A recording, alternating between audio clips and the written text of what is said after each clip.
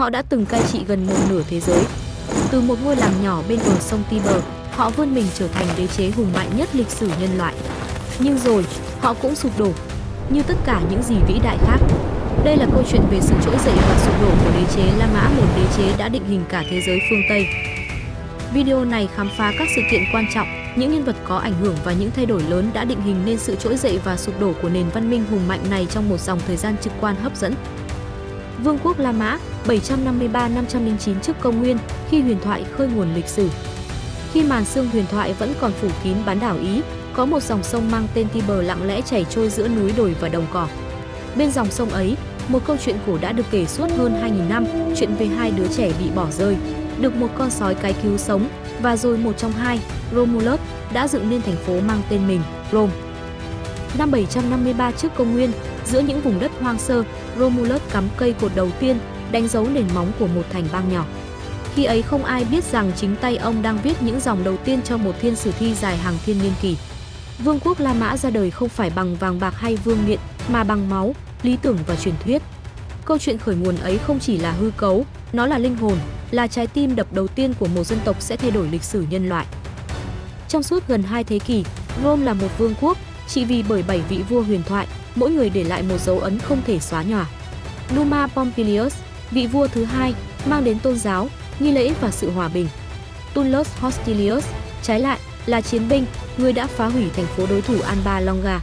Servius Tullius, một nô lệ trở thành vua, lập ra hệ thống phân cấp xã hội đầu tiên của La Mã, một bằng chứng rằng nơi đây, quyền lực có thể đến từ lòng quả cảm hơn là dòng máu quý tộc. Thành Rome dần lớn mạnh không chỉ nhờ gươm giáo, mà nhờ trí tuệ. Người La Mã thời vương quốc đã học hỏi người Etruscan về kỹ thuật xây dựng mái vòm, cầu cống. Họ tiếp nhận bảng chữ cái Hy Lạp và cải tiến thành bảng Latin sau này sẽ lan khắp châu Âu. Họ chưa phải là một đế chế, chưa có quân đoàn lừng danh, chưa có Colosseum hay Caesar. Nhưng trong từng viên đá của những con đường đầu tiên, trong từng đền thờ cổ sơ dưới ánh nến, một tinh thần La Mã đã hình thành, cứng cỏi, tự hào và bất khuất. Thế nhưng, như mọi khởi đầu, vương quốc cũng đến hồi kết. Năm 509 trước công nguyên, người dân La Mã nổi dậy, phế truất vị vua cuối cùng Tarquinius Superbus, kẻ cai trị bằng bàn tay sắt và lòng kiêu hãnh mù quáng. Cơn giận dữ của người dân đã biến thành cuộc cách mạng. Từ đó, họ thề sẽ không bao giờ chấp nhận một vị vua nào nữa. Và thế là, Cộng hòa La Mã ra đời, mở ra một chương mới, một bước tiến lớn của nhân loại. Nhưng dù Cộng hòa hay đế chế có huy hoàng đến đâu, thì tất cả vẫn bắt đầu từ buổi sớm mờ sương bên dòng Tiber, nơi Romulus dựng nên một thành phố và định mệnh. Cộng hòa La Mã, 509-27 trước công nguyên, khi nhân dân đứng dậy viết nên số phận. Có những đế chế được sinh ra từ ngai vàng, nhưng La Mã thì khác. Họ sinh ra lần thứ hai, từ chính cơn giận dữ của nhân dân. Năm 509 trước công nguyên, chiếc vương miện cuối cùng bị giật khỏi đầu Tarquinius Superbus, vị vua kiêu ngạo và tàn bạo nhất trong 7 vị vua La Mã. Không còn chấp nhận bị cai trị bởi một con người đơn độc, người La Mã, với một niềm tin mãnh liệt vào tự do và danh dự đã tạo ra một hình thức chính quyền chưa từng có tiền lệ, cộng hòa. Không còn vua, quyền lực giờ đây được chia sẻ giữa nguyên lão viện, những quý tộc kỳ cựu gắn bó với truyền thống, và hai vị chấp chính quan, những người được bầu ra, mỗi năm thay đổi, để không một ai có thể trở thành kẻ độc tài. Nhưng tự do chưa bao giờ là một món quà dễ giữ. Trong suốt thế kỷ đầu tiên, Cộng hòa La Mã sống trong giằng co giữa hai thế lực, Patrici, giới quý tộc giàu có, và Plebei, tầng lớp bình dân, đông đảo nhưng bị gạt ra khỏi quyền lực. Cuộc đấu tranh ấy kéo dài hàng thế kỷ, có lúc đẫm máu, có lúc chỉ là một cuộc rút lui ra đồi Aventin nơi dân thường bỏ lại thành phố để ép giới quý tộc phải lắng nghe. Dần dần, từng chút một, quyền lợi được chia sẻ. Luật 12 bảng ra đời, bộ luật đầu tiên được khắc lên đồng, đặt giữa quảng trường, để không ai có thể che giấu công lý. Rồi đến các quan dân, viện dân biểu và các luật bảo vệ người bình dân. Từ một cuộc nổi dậy, La Mã đang học cách tồn tại như một nhà nước của toàn dân. Nhưng La Mã không chỉ chiến đấu với chính mình, họ còn phải đương đầu với thế giới. Trong hơn 2 thế kỷ, Cộng hòa La Mã đã chiến đấu để tồn tại, từ những bộ tộc Latin láng giềng đến những người Gaul man dợ vượt dãy Alps, và đặc biệt là Carthage, kẻ thù không đội trời chung ở phía nam. 3 cuộc chiến Punic, trong đó nổi bật là cuộc xâm lược của danh tướng Hannibal, người dẫn voi vượt núi, dẫm lên sự kiêu hãnh La Mã, đã biến La Mã thành một chiến binh không thể khuất phục. Khi bụi đất lắng xuống, Carthage bị thiêu rụi, La Mã đã vươn khỏi bán đảo Ý, ôm lấy cả địa Trung Hải trong vòng tay sắt thép của mình. Nhưng càng lớn mạnh, vết nứt bên trong lại càng rộng. Những tướng lĩnh chiến thắng, như Marius, Sulla, Pompey và Caesar mang theo quyền lực về từ chiến trường, tạo ra những bất ổn chưa từng có. Sự bất mãn của nông dân, những cải cách bất thành của anh em nhà Gracchus, sự thao túng của giới tài phiệt, tất cả khiến nền Cộng hòa lung lay. Và rồi, đến Julius Caesar, vị tướng được dân yêu mến, kẻ đã vượt sông Rubicon, thách thức nguyên lão viện, tuyên bố, xí ngầu đã tung. Một lần nữa, Rome đứng trước ngưỡng cửa chuyển mình. Cộng hòa đã cho người La Mã tự do, nhưng cũng dạy họ rằng tự do cần sự hy sinh, sự can trường, và đôi khi, cần cả một kỷ nguyên mới để bắt đầu lại. Đế chế La Mã giai đoạn đầu, 27 trước công nguyên 180 sau công nguyên, khi La Mã hóa thân thành thần thoại. Sau hàng thế kỷ chiến tranh, máu đổ trên diễn đàn, trong những cuộc nội chiến đẫm máu, cuối cùng Rome mỏi mệt. Người dân không còn muốn tranh cãi, không muốn bầu chọn, không muốn hy sinh.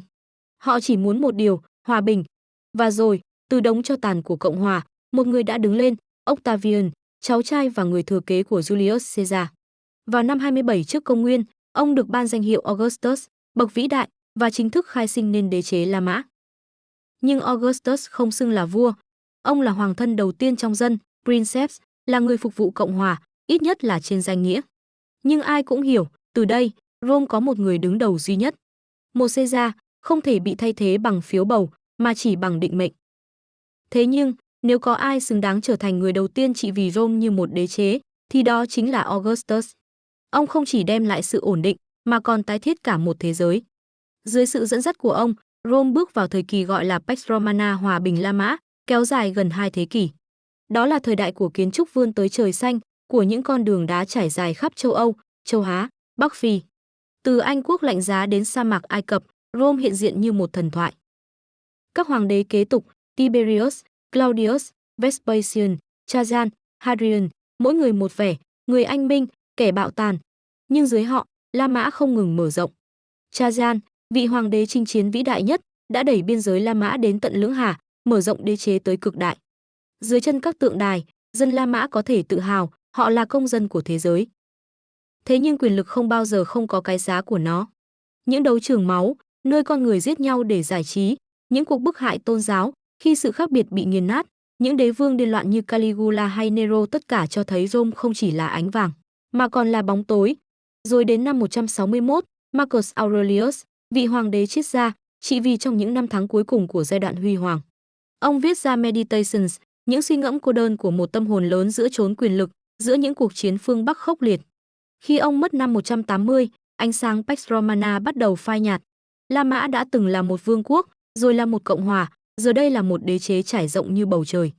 Nhưng ngay cả những vì sao cũng không thể rực sáng mãi mãi. Gió đã đổi chiều. Đế chế La Mã, khủng hoảng và chia cắt, 180-395 sau công nguyên, khi tượng đài bắt đầu rạn nứt. Vào năm 180, khi Marcus Aurelius, vị hoàng đế triết gia, chút hơi thở cuối cùng nơi doanh trại miền Bắc, một thời kỳ mới bắt đầu. Không còn những hoàng đế minh triết, không còn ánh vàng của Pax Romana. Rome vẫn đứng vững, những tường thành chưa sụp, nhưng trái tim đế chế đã bắt đầu lạc nhịp. Người kế vị ông là Commodus, con trai ruột, nhưng mang trong mình sự tàn bạo và kiêu căng hơn là ánh sáng của lý tưởng. Dưới triều đại của hắn, sự suy thoái đã manh nha. Đế chế bị thống trị bởi âm mưu, sự xa hoa và nỗi loạn. Sau khi Commodus bị ám sát, một chuỗi dài những cuộc đảo chính, nổi loạn và nhiễu loạn quyền lực đã đẩy La Mã vào cơn khủng hoảng kéo dài hơn 100 năm. Từ năm 235 đến 284, hơn 20 hoàng đế lần lượt lên ngôi, hầu hết chết vì ám sát, chiến tranh hoặc phản loạn. Đó là thời kỳ gọi là khủng hoảng thế kỷ 3, khi Rome không còn là đỉnh cao quyền lực, mà là một con thuyền khổng lồ chao đảo giữa sóng dữ, ngoại xâm từ người German và Ba Tư, nội loạn từ quân đội và các phe cánh chính trị, dịch bệnh, suy thoái kinh tế, tiền tệ mất giá. Người La Mã không còn tự hào bước đi trên con đường đá dẫn về Rome. Họ co cụm lại, dựng tường thành quanh các thành phố, sống trong lo âu và nghi ngờ. Những vị tướng ở các tỉnh xa bắt đầu hành xử như vua, xưng đế ở Gaul, ở Syria, lập nên các đế chế riêng, khiến trái tim La Mã tan vỡ từng mảnh. Nhưng rồi, một ánh sáng rọi vào cơn hỗn loạn. Năm 284, một vị tướng tên Diocletian bước lên ngôi, mang theo quyết tâm khôi phục trật tự. Ông chia đế chế thành Đông và Tây, mỗi bên có một Augustus và một Caesar, một sự thử nghiệm chưa từng có để kiểm soát một đế chế quá lớn, quá phức tạp. Dưới bàn tay sắt của Diocletian, trật tự phần nào được lập lại, nhưng cái giá là tự do bị bóp nghẹt, và Rome không còn là trung tâm quyền lực, mà chỉ là một ký ức. Rồi đến Constantine Đại Đế, người mang đến thay đổi lớn nhất, ông hợp nhất đế chế lần cuối và quan trọng hơn, chính thức công nhận Kitô giáo sau hàng thế kỷ bị bức hại. Năm 330, ông rời thủ đô về phía đông, lập ra Constantinople, dấu chấm hết cho La Mã cổ điển và dấu chấm hỏi lớn cho tương lai phương Tây. Cuối cùng, vào năm 395, sau cái chết của hoàng đế Theodosius I, người cuối cùng cai trị cả hai nửa của đế chế, La Mã chính thức chia làm hai, đế chế Tây La Mã và đế chế Đông La Mã. Như một bức tượng cẩm thạch vĩ đại bị nứt làm đôi, La Mã không sụp đổ trong một khoảnh khắc, mà tan rã dần dần dưới sức nặng của chính sự vĩ đại mà nó từng đạt được. Nhưng đừng vội tưởng rằng đây là hồi kết, bởi một nửa La Mã sẽ rơi vào bóng tối, còn một nửa sẽ sống sót suốt một thiên niên kỷ. Sụp đổ đế chế Tây La Mã 395-476, khi Rome rơi vào bóng tối. Đã từng có một thời, chỉ cần một lá cờ đại bàng tung bay, cả thế giới phải cúi đầu. Nhưng rồi, cũng đến lúc vị thần sấm sét ấy run rẩy trong chính ngai vàng của mình. Năm 395, sau cái chết của Theodosius I, La Mã bị chia đôi vĩnh viễn, Đông và Tây, như hai mảnh vỡ của một linh hồn từng thống nhất. Trong khi đế chế Đông La Mã, Byzantine, vững vàng ở Constantinople, thì Tây La Mã bắt đầu rệu rã, kiệt quệ như một thân thể già nua không còn sức sống. Các hoàng đế Tây La Mã không còn là những bậc đế vương lẫm liệt, mà chỉ là con rối trong tay các tướng lĩnh, thay ngôi đổi vị trong bóng tối của âm mưu và phản bội. Trong khi đó, những cánh quân man tộc German, từng là lính đánh thuê cho Rome, giờ đây quay lại gõ cửa đế chế như những vị thần báo thù. Nhưng không phải để xin ăn, mà để đòi đất và máu. Năm 410, cả thế giới rúng động. Alaric, thủ lĩnh người Visigoth, tiến vào thành Rome và chiếm lấy nó. Đây là lần đầu tiên sau 800 năm, thành Rome bị một đạo quân ngoại bang xâm chiếm. Dân La Mã gào khóc, cả thế giới La Mã chết lặng. Họ không tin điều đó có thể xảy ra. Rome, thành phố vĩnh cửu, giờ trở thành nạn nhân của chiến tranh. Sau Alaric là Attila, cơn thịnh nộ của thượng đế, dẫn đoàn quân hung dữ dội vượt qua sông Danube, đốt cháy mọi thứ trên đường đi. Rome run rẩy, dân chúng bỏ chạy. Dù Attila không bao giờ chiếm được thành phố, nhưng ông đã khiến đế chế phải quỳ gối bằng nỗi sợ hãi. Các vùng đất quý giá, Gaul, Hispania, Bắc Phi, lần lượt rơi vào tay người man dợ, Vandals, Franks, Ostrogoths. Cỗ máy hành chính tan rã, đường xá hư hỏng, thương mại chấm dứt. Người dân La Mã dần lùi về nông trại, biệt lập, sống trong đói nghèo và cô lập, nơi ánh sáng văn minh bị bóp nghẹt từng ngày. Và rồi, vào năm 476, chiếc đinh cuối cùng được đóng vào cỗ quan tài của đế chế. Một tướng lĩnh gốc German, Odoacer, phế truất Romulus Augustulus, vị hoàng đế cuối cùng của Tây La Mã, một cậu bé chưa tròn 16 tuổi. Không có trận chiến lớn, không có lễ tang vương triều. Chỉ là một lời thoái vị, nhẹ như làn khói, chấm dứt một đế chế từng thống trị cả thế giới. Rome không đổ sập trong một ngày. Nó tàn lụi như một ngọn đuốc cạn dầu, chậm rãi, đau đớn và cô độc.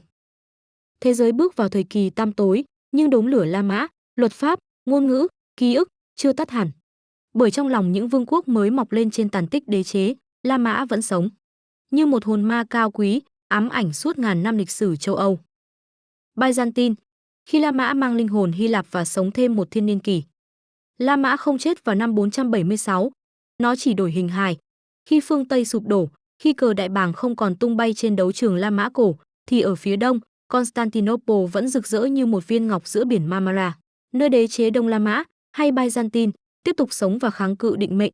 Đây không còn là La Mã của đấu sĩ và huyết chiến.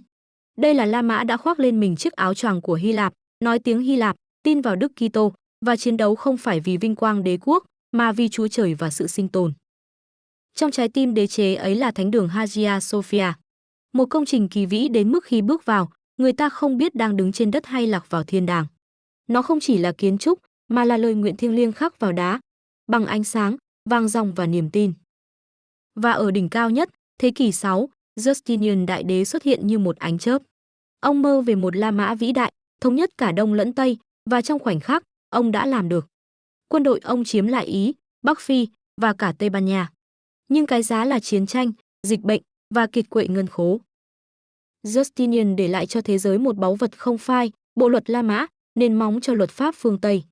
Nhưng sau ông, đế chế lại co rút, gồng mình trước cuồng phong của Hồi giáo. Từ thế kỷ 7, những đạo quân Ả Rập cuốn đến như bão cát, chiếm Ai Cập, Syria, Bắc Phi, cắt rời Byzantine khỏi một nửa thế giới cũ. Đế chế không chết, nó co lại như một con sư tử bị thương, nhưng vẫn gầm vang. Người Byzantine xoay sở bằng mưu lược, tôn giáo và một thứ vũ khí huyền thoại, lửa Hy Lạp, có thể cháy trên mặt nước, thiêu rụi thuyền bè trong tích tắc. Rồi đến cuộc thập tự chinh, nhưng chớ trêu thay, kẻ phản bội không đến từ Hồi giáo, mà từ chính người Công giáo phương Tây. Năm 1204, trong một vết nhơ không thể gột rửa, quân thập tự chinh cướp phá Constantinople, giết dân, cướp thánh tích, tàn phá chính thành phố mang danh Kitô giáo. Byzantine phục hồi năm 1261, nhưng chỉ là một đế chế mảnh mai và cô độc, bị bao vây bởi người Thổ Nhĩ Kỳ đang lớn mạnh từng ngày. Và rồi, định mệnh cuối cùng cũng đến. Năm 1453, Mehmed II, vị sultan trẻ tuổi, dẫn quân Ottoman vây thành Constantinople. Trong 53 ngày, tường thành bị pháo bắn sập. Vào bình minh ngày 29 tháng 5, thành phố thất thủ. Vị hoàng đế cuối cùng, Constantine 11, chiến đấu đến hơi thở cuối cùng, rồi biến mất trong đám đông tử chiến. Byzantine sụp đổ, nhưng khi tường thành vỡ vụn, không phải một cái chết, mà là một sự truyền thừa. Kiến thức, nghệ thuật, sách vở, linh hồn của La Mã trôi về phương Tây, thắp lên thời phục hưng. Rome đã sống thêm 1000 năm sau ngày lẽ ra phải kết thúc, trong một vương quốc không ai hiểu rõ, giữa những thánh đường và âm vang tiếng Hy Lạp cổ. Một La Mã lạ lẫm nhưng vĩ đại, mãi mãi là khoảng lặng thiêng liêng giữa cổ đại và hiện đại. Đế chế đã chết, nhưng vĩnh viễn không rơi vào quên lãng. Khi những bức tường của Constantinople sụp đổ vào buổi sớm mai ngày 29 tháng 5 năm 1453, nhiều người tin rằng La Mã cuối cùng đã chết, nhưng đó là một lầm tưởng. Bởi La Mã, dù là vương quốc, cộng hòa hay đế chế, chưa từng là một cái tên đơn thuần. Nó là một ý niệm, một bản thể sống, vượt khỏi biên giới thời gian và lãnh thổ. Những chiến thắng oai hùng, những trận nội chiến đẫm máu, những triết gia, hoàng đế và cả những kẻ phản bội, tất cả đều góp phần dệt nên một huyền thoại chưa từng lụi tàn. La Mã dạy cho nhân loại bài học đầu tiên về quyền lực, rằng vinh quang không đến từ sức mạnh thô bạo, mà từ khả năng tổ chức, từ luật lệ, từ niềm tin vào cấu trúc xã hội. Trong hơn 1000 năm, họ đã xây dựng những con đường không chỉ nối liền các vùng đất, mà còn kết nối trái tim của những dân tộc xa lạ thành một khối thống nhất. Thế giới hiện đại nợ La Mã nhiều hơn ta tưởng. Pháp luật. Bộ luật La Mã do Justinian soạn thảo vẫn là nền tảng cho hệ thống pháp luật hiện đại ở châu Âu, từ nước Đức, Pháp đến Ý. Ngay cả những khái niệm cơ bản như vô tội cho đến khi bị chứng minh ngược lại hay công dân trước pháp luật đều xuất phát từ Rome. Chính trị. Mô hình Cộng hòa La Mã với Thượng viện, Hội đồng và bầu cử là nguồn cảm hứng trực tiếp cho các nền dân chủ hiện đại. Hiến pháp Hoa Kỳ, Quốc hội Anh, Nghị viện Pháp, tất cả đều mang dấu vết của Rome, nơi quyền lực không phải một món quà của thần linh, mà là sự ủy thác của nhân dân. Quân sự. Quân đội La Mã không chỉ mạnh, họ là nghệ nhân của chiến tranh. Họ biết cách xây dựng đồn trú, mở đường, hậu cần và bảo vệ biên cương trong nhiều thế kỷ. Cách người La Mã tổ chức các đạo quân, phân chia cấp bậc, truyền lệnh và chiến thuật vẫn được giảng dạy trong các học viện quân sự cho đến tận hôm nay. Tôn giáo. Khi Constantine chấp nhận Kitô giáo, Rome không chỉ thay đổi vận mệnh của đế chế, mà còn định hình tôn giáo lớn nhất thế giới trong 2 thiên niên kỷ tiếp theo. Vatican, trái tim của đạo Công giáo, là di sản sống động và quyền lực nhất còn lại từ La Mã. Nghệ thuật và kiến trúc. Những mái vòm, đấu trường, cột đá, tranh khảm và tượng đồng là minh chứng rằng La Mã hiểu nghệ thuật không chỉ để thỏa mãn cái đẹp, mà còn để kể chuyện, để lưu giữ quyền lực và niềm tin. Pantheon, Colosseum, các đấu trường, cầu cạn, bồn tắm công cộng. Không chỉ là công trình, mà là lời tuyên ngôn bằng đá về sự vĩ đại. Và trên hết, La Mã là bản hùng ca về số phận con người, về tham vọng và kiêu hãnh, về ánh sáng và bóng tối, về cách một nền văn minh có thể trỗi dậy từ bùn đất, chạm tới đỉnh cao của nhân loại, rồi từ từ rơi vào hoang tàn nhưng để lại những dấu chân không bao giờ phai. Không có La Mã, sẽ không có châu Âu như ta biết. Không có La Mã, lịch sử loài người sẽ vắng đi một chiếc gương khổng lồ, nơi ta thấy được mình trong chiến tranh và hòa bình, trong khát vọng chinh phục và nhu cầu được bảo vệ. Và dù ngày nay đế chế chỉ còn trong sách vở và đổ nát đá cổ, cái tên La Mã vẫn vang lên trong từng câu nói, từng luật lệ, từng giấc mơ hoài cổ của nhân loại. La Mã đã chết, nhưng những gì nó để lại là bất tử. La Mã không chỉ là lịch sử, mà là tấm gương của nhân loại. La Mã đã sụp đổ nhiều lần dưới tay kẻ thù, dưới sức nặng của chính nó. Nhưng La Mã chưa bao giờ thật sự biến mất. Bạn vẫn bước đi trên những con đường họ xây, sống trong xã hội thừa hưởng luật pháp của họ, dùng bảng chữ cái họ truyền lại, và đôi khi nghĩ như họ đã từng nghĩ, về quyền lực, về tự do, về vĩnh cửu.